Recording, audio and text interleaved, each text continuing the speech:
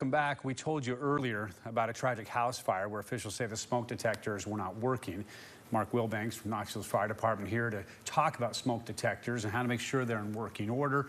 First, we want to say this is obviously tragic, but how common is this type of thing? You know, it's relatively common in the United States. We see house fires throughout the year here in Knoxville where folks do not have smoke detectors installed in their homes or working smoke detectors that are installed in their homes. Either way, it's a bad thing. I was reading some stats about it. It's a lot of people who have smoke detectors, either they're not working or they don't have fresh batteries in them. That's correct. And one of the big things that has become a new push with smoke detectors is the 10-year alarm. That's what I was going to ask you. Yeah, that's the lifespan of it, basically? That's the lifespan. You don't have to change the battery in it. You test it every month to make sure that it works.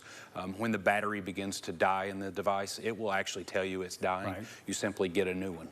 Is that for most people, is that chirping noise, or is that maybe just to replace the battery? It's the chirping noise, and it will give you a different color light even.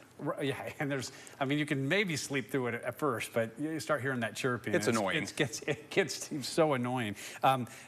What are the reminders then for people? Because if you can get a smoke detector, it lasts 10 years, it's easy to forget about it.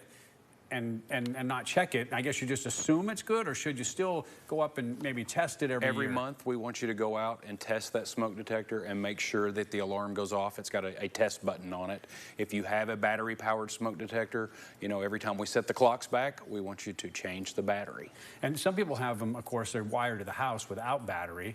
And when you have power outages, is that become an issue too? They do have battery backups in those centrally wired systems that will have a battery backup in it that will power for up to a couple of hours if the power is out. Yeah, okay. What's in the community, what kind of outreach, what kind of programs are available? I know they're not the most expensive thing, but still, today's economy, everything costs money. Well, they're actually not very cheap. So the City of Knoxville Fire Department provides free smoke detectors to any citizen who lives in a single-family dwelling inside the City of Knoxville.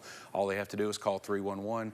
We'll come out and install smoke detectors in proper places in the home. So they can just pick up the phone, or can they go online and also look that up? It has to be a call to 311. So just 311, that's it? That's correct. Say I need to get a smoke detector. Yeah, it does have to be a single-family home, though. It can't be apartment complexes and things like that. Okay, so that's that caveat. All right, Mark, thank you for coming in. Obviously, very tragic what happened today, and we can prevent a lot of that from happening if people have working smoke alarms in their house. So thank you very much.